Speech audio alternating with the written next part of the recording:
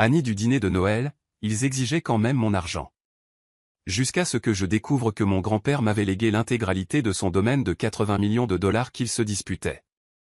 Bienvenue dans ma famille. Si cette histoire vous touche, montrez-nous un peu d'amour en vous abonnant et dites-nous d'où vous nous regardez. Maintenant, passons à l'histoire. Le SMS est arrivé à 23h47, le 20 décembre. Le message de ma sœur Brianna était bref, clinique. Dîner de Noël chez maman. 14h n'apporte rien. J'ai fixé ces mots, attendant la suite, la partie où elle me demanderait si je pouvais venir ou si j'avais des projets. Rien. Juste une notification glaciale, comme si j'étais quelqu'un qu'il devait informer par obligation plutôt que par désir. J'ai fait une capture d'écran et je l'ai envoyée à ma meilleure amie, Tasha. Meuf, est-ce qu'ils viennent de me désinviter de la manière la plus passive-agressive possible? 3 petits points sont apparus immédiatement. Attends, ce n'est même pas une invitation. C'est une déclaration. Étais-je censé simplement me pointer? C'était bien là toute la question, n'est-ce pas? Pendant 32 ans, j'avais navigué dans les signaux contradictoires de ma famille comme sur un champ de mines. Si je venais à l'improviste, j'étais intrusive. Si j'attendais une vraie invitation, j'étais distante. Il n'y avait aucun moyen de gagner avec les Johnson. Ma mère, Lucinda, avait perfectionné l'art de me rendre à la fois invisible et encombrante. Mes frères et sœurs, Brianna, Nathan et Deshawn, avaient appris du maître. Mais là, c'était différent. Plus froid. Plus calculé. J'ai remonté le fil de notre conversation de groupe familial, celle dont j'avais été mystérieusement retiré il y a 3 semaines. Je l'avais remarqué, mais je n'avais rien dit. Ma fierté m'interdisait de supplier pour être incluse dans des conversations où je n'étais clairement pas désiré. Maintenant, ce silence prenait tout son sens. Ils avaient planifié Noël sans moi, et le SMS de Brianna était une courtoisie, pas une connexion. J'ai appelé grand-père Léonard ce soir-là. Il était le seul à me donner le sentiment d'être à ma place. Ma puce, sa voix chaleureuse grésillait au téléphone. Tu as l'air soucieuse. Je lui ai tout raconté. Il a écouté avec cette patience qui le caractérisait, puis il a dit quelque chose qui allait me hanter plus tard. Souviens-toi, ma petite, les liens du sang ne font pas toujours la famille, et la famille ne signifie pas toujours l'amour. C'est toi qui décides qui mérite ta présence. Le matin de Noël est arrivé, enveloppé de glace et d'isolement. J'avais à peine dormi. Mon esprit rejouait chaque réunion de famille où je m'étais senti comme une étrangère dans ma propre lignée. Les souvenirs revenaient par flash, Thanksgiving, il y a 3 ans, quand ils ont pris des photos de famille pendant que j'étais aux toilettes, pour ne me les montrer que plus tard avec une cruauté décontractée. Ma remise de diplôme universitaire, où ma mère a passé tout le déjeuner à parler de la promotion de Nathan. La fois où Brianna s'est fiancée et a attendu 2 mois pour me le dire, après l'avoir annoncé à des cousins que je connaissais à peine. Tasha m'a appelé à 9h. Tu y vas? J'étais assise sur mon canapé en pyjama. Ma plus belle robe, toujours pendue dans le placard, se moquait de mon indécision. Je ne sais pas. Une partie de moi veut y aller juste pour voir leur tête. Une autre veut rester ici et prétendre que je suis au-dessus de ces dysfonctionnements. Qu'est-ce que ton grand-père a dit? Tasha savait que Léonard était mon étoile du Nord. Le seul Johnson qui ne m'avait jamais fait sentir insuffisante. Il a dit que je devrais décider qui mérite ma présence. Mais qu'est-ce que ça veut dire? C'est ma famille, Tasha. Je ne peux pas juste arrêter de venir aux fêtes. Elle est restée silencieuse un instant. Tu ne peux pas? Vraiment? Quand est-ce qu'ils ont été là pour toi, eux? La question m'a frappé comme un coup de poing. J'ai pensé à ma mère ratant ma fête d'admission en école supérieure parce que Brianna avait besoin d'aide pour choisir des rideaux. À Deshawn oubliant mon anniversaire 3 années de suite mais ne manquant jamais celui de Nathan. Les critiques constantes déguisées en inquiétude, mes cheveux, mes choix de carrière, ma décision de rester célibataire, mon poids, mes vêtements, mes ambitions. Viens dîner chez ma famille, proposa Tasha. Maman a déjà mis un couvert pour toi, juste au cas où. On mange à 16h. J'ai senti les larmes me piquer les yeux.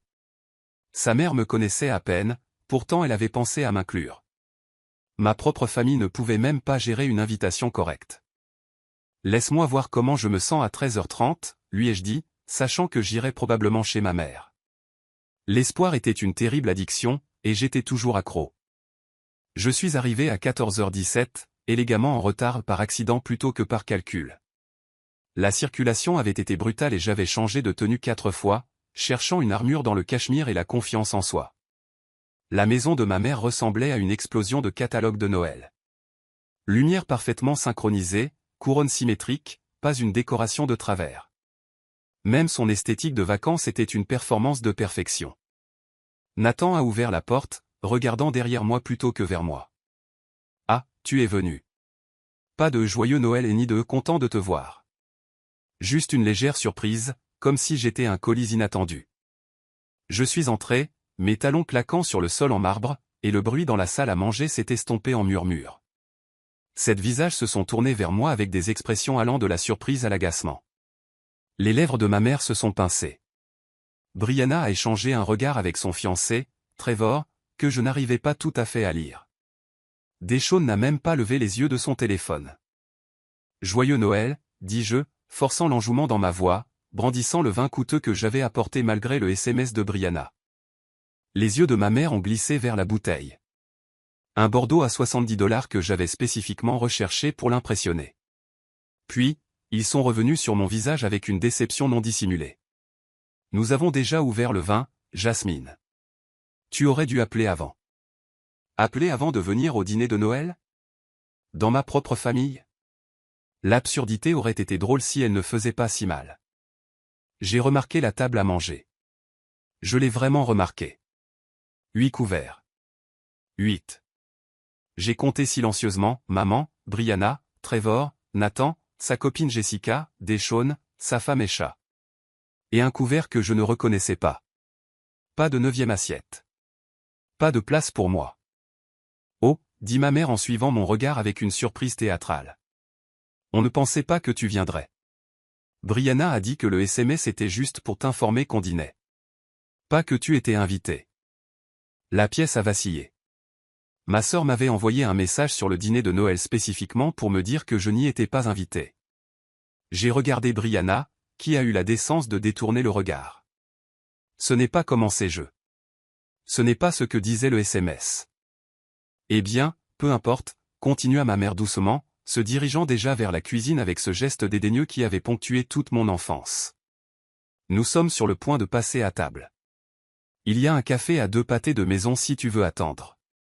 On devrait avoir fini vers 17h. On pourra faire une petite visite rapide avant que tu rentres chez toi.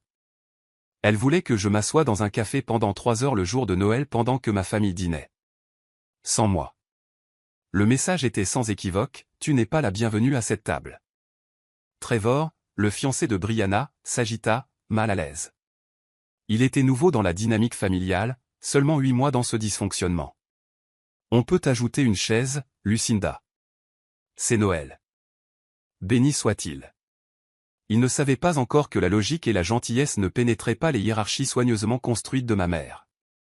La table est déjà encombrée, Trevor, trancha ma mère. D'ailleurs, ce 8e siège est pour le révérend Matthews. Il se joint à nous pour le dîner.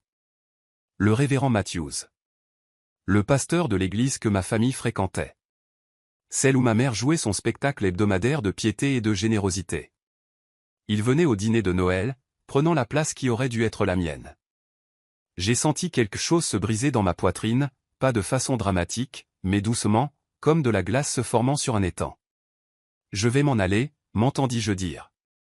Ma voix semblait lointaine, comme sous l'eau. Avant que tu partes, dit Nathan, et il y avait quelque chose dans son ton qui m'a noué l'estomac. Nous devons discuter de grand-père Léonard. Je me suis figé. Mon grand-père. L'homme à qui j'avais parlé il y a quelques jours à peine. Quoi à propos de lui?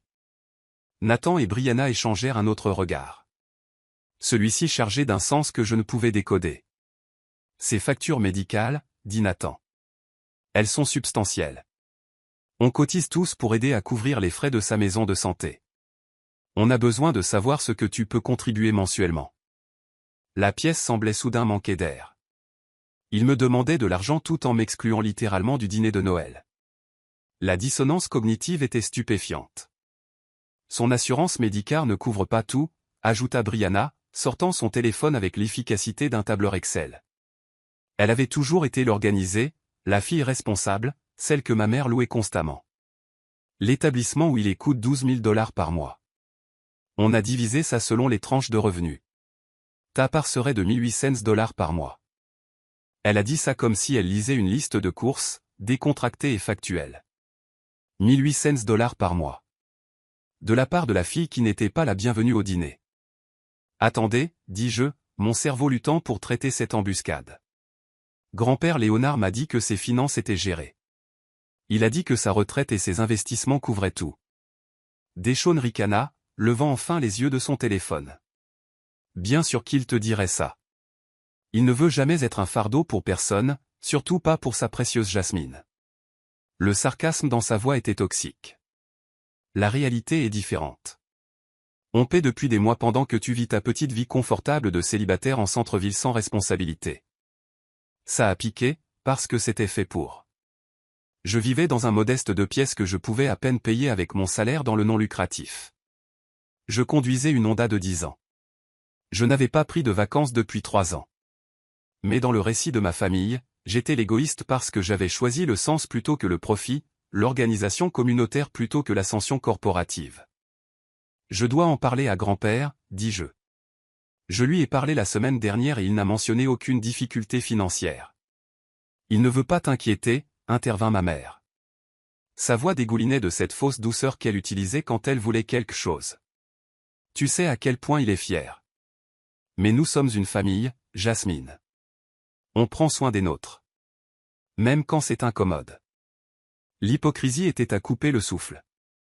Ils prenaient soin des leurs, sauf quand cela signifiait mettre une assiette supplémentaire au dîner. Ils étaient une famille, sauf quand cela signifiait m'inclure dans les discussions de groupe, les photos et la chaleur humaine basique. Envoyez-moi les informations de l'établissement, dis-je calmement. Je les contacterai directement et je réglerai ce qui est nécessaire. Ce n'était pas la réponse qu'ils voulaient. Je pouvais le voir sur leur visage.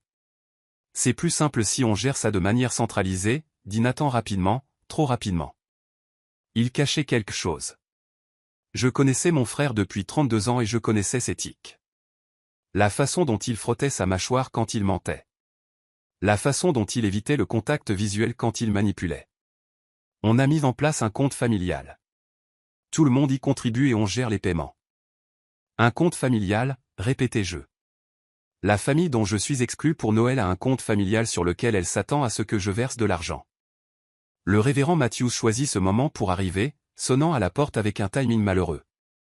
Ma mère se précipita pour répondre, l'accueillant avec une chaleur qu'elle ne m'avait jamais montrée, le guidant vers le siège qui aurait pu être le mien. Joyeux Noël tout le monde. Sœur Lucinda, tout sent merveilleusement bon. Je suis resté là, invisible à nouveau, pendant que ma famille jouait sa charade de vacances pour le révérend. Trevor était le seul qui semblait perturbé par ce qui se passait. Ça ne semble pas juste, chuchota Teil à Brianna assez fort pour que je l'entende. Elle le fit taire d'un regard tranchant. Pas maintenant. J'ai sorti mon téléphone et envoyé un SMS à grand-père Léonard. Je suis au Noël avec la famille. Ils ont mentionné des factures médicales et des frais d'établissement. Tout va bien? As-tu besoin d'aide? J'ai regardé les 3 petits points apparaître, disparaître, réapparaître. Sa réponse m'a glacé le sang. Je vais bien, ma puce. Médicare et mes économies me couvrent complètement. Je ne sais pas de quoi il parle. Appelle-moi plus tard. Il mentait. Toute ma famille mentait pour m'extorquer de l'argent tout en m'excluant de leur vie. J'ai levé les yeux de mon téléphone pour les trouver tous assis maintenant. Le révérend Matthews bénissait la nourriture. La tête de ma mère baissait dans une prière performative. La scène était si parfaitement mise en scène, si totalement creuse. J'ai pris une photo, les mains tremblantes, sachant que j'aurais besoin de preuves plus tard de ce moment, de cette cruauté. Amen, entonnèrent-ils en chœur. J'ai marché vers l'entrée de la salle à manger. Ma présence fut enfin reconnue par Nathan. Tu es encore là? Je croyais que tu partais. J'ai souri, et c'était comme du verre coupant mon visage. Je pars. Mais nous allons avoir une conversation à propos de ce compte familial très bientôt. Après que j'aurai vérifié la situation réelle de grand-père. J'ai appelé grand-père Léonard depuis ma voiture, assise dans l'allée de ma mère, regardant à travers les fenêtres ma famille rire, manger et célébrer sans moi. Il a répondu à la première sonnerie. Parle-moi, ma puce. Qu'est-ce qui se passe? Je lui ai tout dit. Le SMS, le couvert manquant, le révérend Matthews, la demande d'argent, leurs affirmations sur ses finances. La ligne est restée silencieuse si longtemps que j'ai cru que nous avions été coupés. Ces imbéciles, dit-il enfin, et je ne l'avais jamais entendu aussi fatigué, aussi déçu. Jasmine, écoute attentivement. Je vais te dire quelque chose que j'ai gardé privé, mais tu dois savoir. Je suis malade, ma petite. Cancer du pancréas. Stade 4. Les médecins me donnent 3, peut-être 4 mois. Le monde s'est arrêté. Mon grand-père, ma seule ancre dans cette famille, était mourant. Grand-père. Ma voix s'est brisée. Il a continué doucement. Je le sais depuis 6 semaines. Je l'ai dit à ta mère, à tes frères et sœurs, je leur ai fait promettre de ne pas t'accabler avec ça pendant les fêtes. Je voulais que tu passes un dernier Noël heureux avant que les temps difficiles n'arrivent. Mais il m'avait volé ça aussi. Il savait qu'il mourrait et l'utilisait comme levier pour me soutirer de l'argent. Mes soins médicaux sont entièrement couverts, Jasmine. Assurance supplémentaire et mes économies. J'ai été très chanceux. Tout ce qu'il te raconte sur les frais d'établissement est fabriqué. Je suis chez moi avec des soins palliatifs. Je ne paie rien de ma poche. La trahison était si profonde que je ne pouvais pas parler. Il y a autre chose, dit-il. J'ai besoin que tu viennes me voir demain. Il y a des choses dont nous devons discuter. Des choses légales. À propos de ma succession. J'ai conduit jusqu'à chez les parents de Tasha dans un état second. Sa mère, Madame Lorraine, a jeté un coup d'œil à mon visage et m'a prise dans ses bras. Cette femme qui me connaissait à peine m'offrait plus de réconfort maternel en 30 secondes que ma propre mère en 32 ans. Bébé, qu'est-ce qui s'est passé? Je leur ai raconté, entouré des 3 frères et sœurs de Tasha, de sa grand-mère, de son oncle Fabian, de sa cousine Kennedy. Des étrangers, en réalité, mais ils écoutaient avec une indignation et une compassion sincères. Il t'arnaque, dit l'oncle Fabian sans détour. Il était comptable à la retraite, l'œil vif et direct. Manipulation financière classique. Ils créent une crise, te font sentir obligé, collectent de l'argent que tu ne peux pas tracer. J'ai vu ça 1000 fois. Tasha était furieuse. On va chez ton grand-père demain. Nous tous. Tu n'affronteras pas ça toute seule. La maison de grand-père Léonard sentait le cirage au citron et les vieux livres, exactement comme toujours. Il semblait plus petit que dans mes souvenirs, sa peau comme du papier, ses mouvements prudents. Mais ses yeux étaient vifs, vivants, furieux. Entrez, ma puce. Et tu dois être Tasha. Merci d'être là. Il s'était installé dans son bureau, papiers organisés sur son bureau en acajou. Ses lunettes de lecture perchées sur son nez. C'était Leonard Johnson, juge fédéral à la retraite, préparant son affaire. Je vais te dire des choses que ta mère ne veut pas que tu saches, commença-t-il. Sur l'argent de la famille, sur la manipulation, sur qui sont vraiment les Johnson. Il sortit un dossier épais de documents. Mon patrimoine vaut environ 80 millions de dollars. Propriété, investissement, actions, obligations, assurance vie. J'ai très bien réussi, j'ai été très prudent. Ta grand-mère et moi avons construit cette richesse délibérément pour assurer l'avenir de nos petits-enfants. 80 millions de dollars. Je ne l'avais jamais su. Il avait vécu modestement, conduit de vieilles voitures, fait ses courses dans des magasins ordinaires. Ta mère pose des questions sur l'héritage depuis des années, poursuivit-il. Quand je suis tombé malade, ces questions sont devenues des exigences. Elle voulait que je divise le domaine immédiatement. 60% pour elle, 40% répartis entre vous les enfants. Elle prétendait que c'était pour des raisons fiscales. C'était en réalité pour t'écarter pendant que j'étais trop malade pour me battre. Il m'a montré des SMS, des emails, des messages vocaux. Le désespoir de ma mère était brutal, laid. Elle planifiait cela depuis des mois. Je lui ai dit non. Je lui ai dit que mon testament était scellé, mes décisions finales, et qu'elle découvrirait les termes quand je partirais. Elle n'a pas aimé ça. Tasha se pencha en avant. L'argent qu'il collecte en votre nom pour les frais médicaux. Où va-t-il vraiment? Grand-père sourit sombrement. Excellente question. J'ai creusé un peu avec l'aide de mon avocat. Ils ont collecté 63 000 $ jusqu'à présent, principalement auprès de la famille éloignée et des membres de l'Église. Rien n'est allé aux soins médicaux. C'est assis sur un compte que Nathan contrôle. Mon hypothèse, il constitue un trésor de guerre pour contester le testament qu'ils anticipent. Mes mains tremblaient. Comment avez-vous découvert ça? Il sortit des relevés bancaires, des informations de compte qui auraient dû être privées. Je suis toujours Léonard putain de Johnson, ma petite. 30 ans sur le banc fédéral m'ont appris à enquêter. J'ai fait assigner les dossiers de Nathan par mon avocat sous prétexte de vérification de planification successorale. C'est tout légal, tout documenté. Alors qu'est-ce qu'on fait? Demandai-je. Le sourire de grand-père devint tranchant, prédateur. C'était le juge qui avait terrifié les accusés et les avocats véreux pendant 3 décennies. On les laisse jouer leur jeu. J'ai déjà réécrit mon testament. Mon avocat a la nouvelle version scellée et déposée. Mais ta famille ne le sait pas, laisse-les collecter leur argent. Laisse-les planifier leur contestation. Laisse-les compter des œufs qui n'écloront jamais. Il se tourna vers moi, son expression s'adoucissant. Jasmine, dans mon Nouveau Testament, tu hérites de tout. L'intégralité du domaine. Chaque propriété, chaque compte, chaque actif. Je ne pouvais plus respirer. Grand-père, ce n'est pas. Je n'ai pas besoin. C'est quand même ta famille. Il leva la main. Laisse-moi finir. Tu hérites de tout à une condition, tu dois utiliser une partie pour créer la Fondation Leonard Johnson, une organisation à but non lucratif axée sur le développement communautaire et l'éducation. Tu la dirigeras. C'est l'œuvre de ta vie, formalisée, financée, protégée. Le reste est à toi pour vivre, pour construire ta vie, pour ne plus jamais te sentir dépendante de gens qui te traitent comme une ordure. Et maman? Nathan? Brianna? Deshawn? Les noms semblaient étranges dans ma bouche maintenant, formels, distants. Il haussa les épaules. Je leur laisse chacun $1. Pas rien, ce qui pourrait être contesté comme un oubli. $1. Une déclaration claire et délibérée que je me souviens d'eux et que j'ai choisi de leur donner exactement ce qu'ils valent pour moi après la façon dont ils t'ont traité.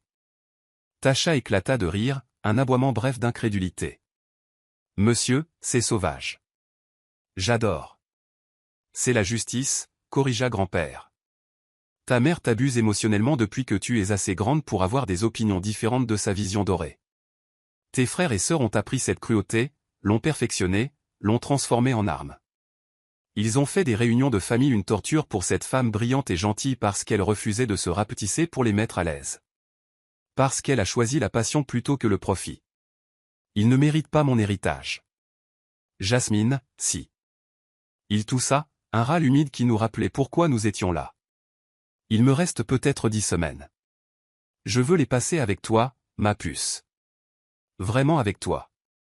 Plus de dîners de famille où ils te font sentir petite. Juste nous. Parle-moi de ton travail. De tes rêves. De ta vie. Nous sommes restés jusqu'à minuit à parler, rire, pleurer. Je lui ai parlé du centre communautaire que j'essayais de financer. Des programmes périscolaires que j'avais créés. Des enfants avec qui je travaillais. Ses yeux s'illuminaient. C'est le premier projet de la fondation. Entièrement financé. Tu n'auras plus jamais à mendier des subventions. 3 jours plus tard, ma mère a appelé. Jasmine, nous devons parler de ta contribution à la famille. Tu n'as pas répondu à la demande Venmo de Brianna. J'étais dans le bureau de grand-père, entouré de documents successoraux, apprenant l'ampleur de ce que j'héritais. Des fermes solaires dans 3 États.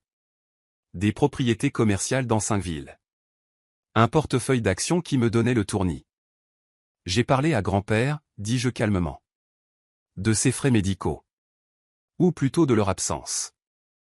Le silence s'étira comme du caramel. Qu'est-ce qu'il t'a dit? Sa voix avait changé, plus dure, plus tranchante. La vérité. Qu'il est entièrement couvert.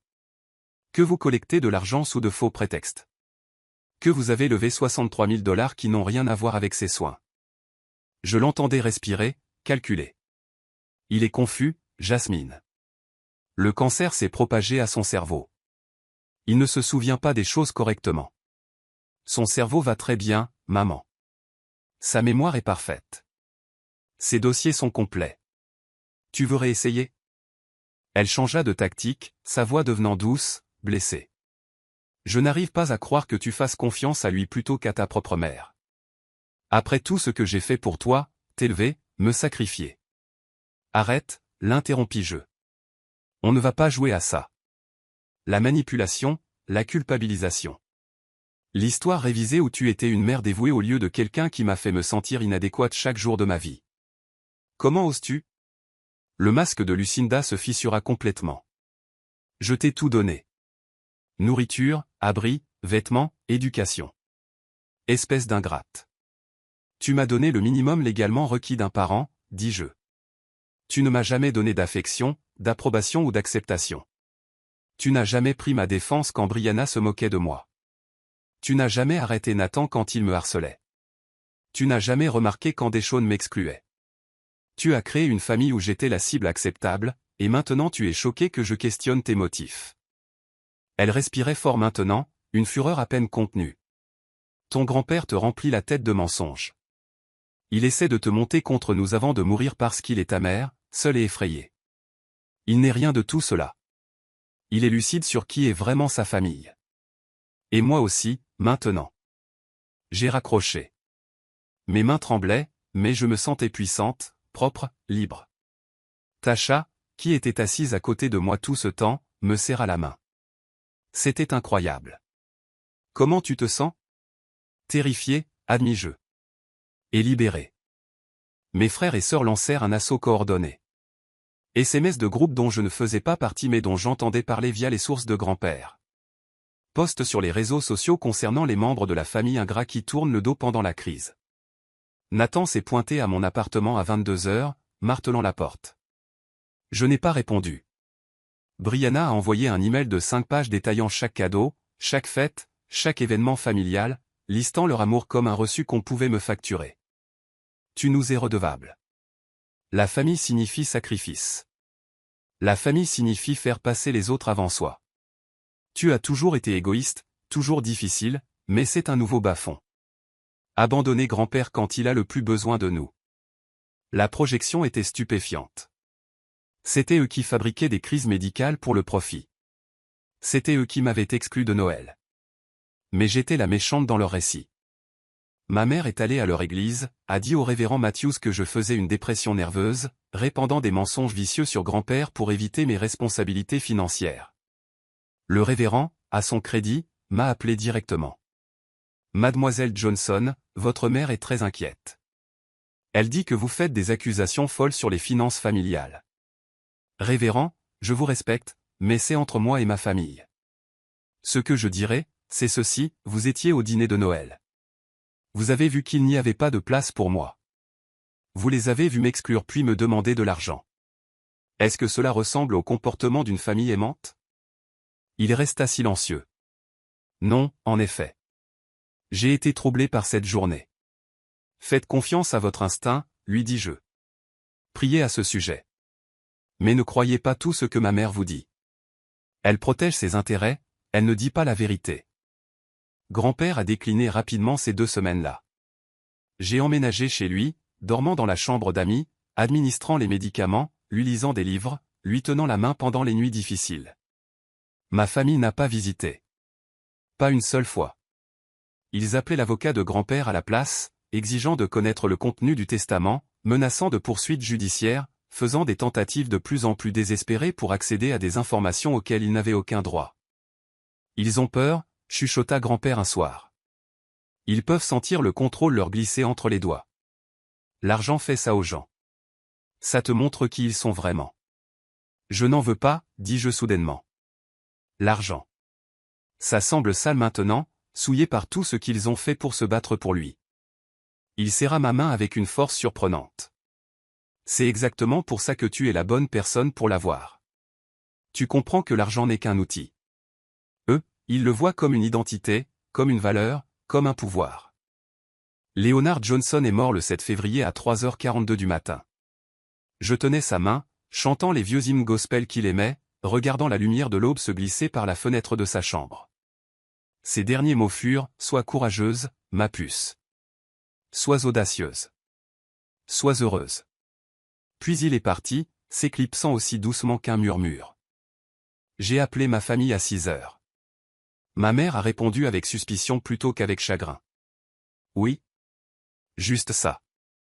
Juste oui. Comme si j'étais une télévendeuse. Grand-père est décédé ce matin, dis-je. Paisiblement. Il n'était pas seul. Où es-tu? Exigea TL. Chez lui. Où je suis depuis 2 semaines. À prendre soin de lui. Ce qui aurait été évident si l'un de vous avait pris la peine de venir. Silence. Nous serons là dans 1 heure pour commencer les arrangements. Ils sont arrivés comme des vautours en noir coûteux, jouant déjà le deuil pour les voisins qui pourraient regarder. Ma mère m'a dépassé sans un mot, se dirigeant directement vers le bureau de grand-père. Où sont ses papiers? Son testament. Nous devons contacter son avocat immédiatement. Son avocat nous contactera, dis-je. Il y a un protocole pour le règlement de la succession. Nathan me bouscula, commença à ouvrir les portes du bureau. Nous sommes sa famille. Nous avons le droit de savoir ce qu'il a laissé, comment c'est divisé. Deschaune était déjà au téléphone, appelant quelqu'un. Brianna se tenait dans l'embrasure de la porte, pleurant de vraies larmes, et j'ai presque eu pitié d'elle. Elle aimait grand-père, à sa façon. Mais l'amour sans respect, sans présence, sans sacrifice n'était que du sentimentalisme. L'avocat, James Morrison, arriva à 10 heures avec 3 associés et une mallette qui semblait assez chère pour nourrir une famille pendant 1 mois. Je suis ici pour lire les dernières volontés et le testament de Leonard Johnson selon ses instructions. Tous les bénéficiaires doivent être présents. Il regarda autour de lui. Est-ce tout le monde? Ma mère hocha la tête avec avidité, calculant déjà les divisions. Oui. Ses 4 petits-enfants et moi-même, sa fille. Son unique enfant. Morrison ouvrit sa mallette avec une lenteur délibérée. La tension était suffocante. Commençons. La lecture du testament a pris 7 minutes pour détruire ma famille. Morrison lut d'un ton sec et clinique, celui de quelqu'un qui avait fait ça 1000 fois. Les déclarations préliminaires, la santé d'esprit, la révocation de tous les testaments précédents. Puis, à ma fille, Lucinda Ann Johnson, je lègue la somme de $1, donnée en toute connaissance de cause et saint d'esprit. Ma mère halta. Quoi? C'est impossible. Il a promis. S'il vous plaît, laissez-moi finir, dit Morrison calmement. À mon petit-fils Nathan Leonard Johnson, je lègue la somme de $1. À ma petite-fille Brianna Nicole Johnson, je lègue la somme de $1. À mon petit-fils Deschaune Michael Johnson, je lègue la somme de $1. L'intégralité de mon patrimoine restant, évalué à environ 80 millions de dollars, incluant toutes les propriétés, comptes, investissements et actifs, je la lègue à ma petite-fille Jasmine Marie Johnson, avec la stipulation qu'elle établisse et dirige la fondation Leonard Johnson pour le développement communautaire. Les hurlements commencèrent immédiatement. Ma mère se jeta sur moi. Les associés de Morrison s'interposèrent. Nathan criait à propos d'influence indue, de démence, de poursuites judiciaires. Brianna pleurait hystériquement. Deschaune me fixait juste avec une haine pure. C'est de la fraude. Hurla ma mère. Elle l'a manipulé. Elle a empoisonné son esprit contre nous. Je contesterai ça. Je me battrai jusqu'à ce qu'il ne reste rien. Vous pouvez essayer, dit Morrison. Mais je dois vous informer que M. Johnson a anticipé les tentatives de contestation. Il a fait effectuer des évaluations psychiatriques complètes. Il a documenté son raisonnement dans un témoignage vidéo. Il a détaillé des décennies d'abus émotionnels perpétrés contre Jasmine. Il a été très minutieux. Il se tourna vers moi. Mademoiselle Johnson, nous devons discuter des prochaines étapes en privé. Peut-être quelque part loin d'eux. Il fit un geste vague vers l'effondrement de ma famille. Je les ai regardés. Ma mère rouge et hurlante. Mes frères et sœurs calculant des stratégies légales. Tous me voyant non pas comme une personne mais comme un obstacle entre eux et l'argent qu'ils n'avaient jamais gagné. Je ne ressentais rien. Pas de triomphe, pas de justification, pas même de colère. Juste un vide profond et paisible là où l'amour familial aurait dû être. Je vous retrouverai à votre bureau demain, Monsieur Morrison. Je dois d'abord prendre des dispositions pour les funérailles de grand-père. Il n'y aura pas de funérailles, cracha ma mère. Pas avec toi pour les organiser. C'était mon père. Et il m'a laissé en charge de sa succession et de ses dernières dispositions, dis-je calmement. Ce qui signifie que vous suivrez mes décisions ou vous ne serez pas les bienvenus. Je suis passé devant eux, sortant de la maison de grand-père pour la dernière fois. Tasha attendait dans sa voiture. C'est grave comment, demanda-t-elle. Nucléaire, dis-je. Bien, dit-elle férocement. Ils l'ont mérité. La fondation Leonard Johnson a ouvert ses portes par une matinée humide d'août. 300 mètres carrés d'espace dans le quartier où grand-père a grandi. Salles informatiques, salles de tutorat, studio d'art, une cuisine commerciale pour des cours culinaires. Tout ce dont je rêvais, financé par le grand-père qui m'avait aimé quand ma famille ne le pouvait pas. 80 enfants inscrits à nos programmes d'été. Des parents pleuraient en me remerciant de donner de l'espoir à leurs enfants. J'ai engagé Tasha comme directrice des opérations. Elle était brillante. Ma famille a porté plainte. Bien sûr qu'ils l'ont fait.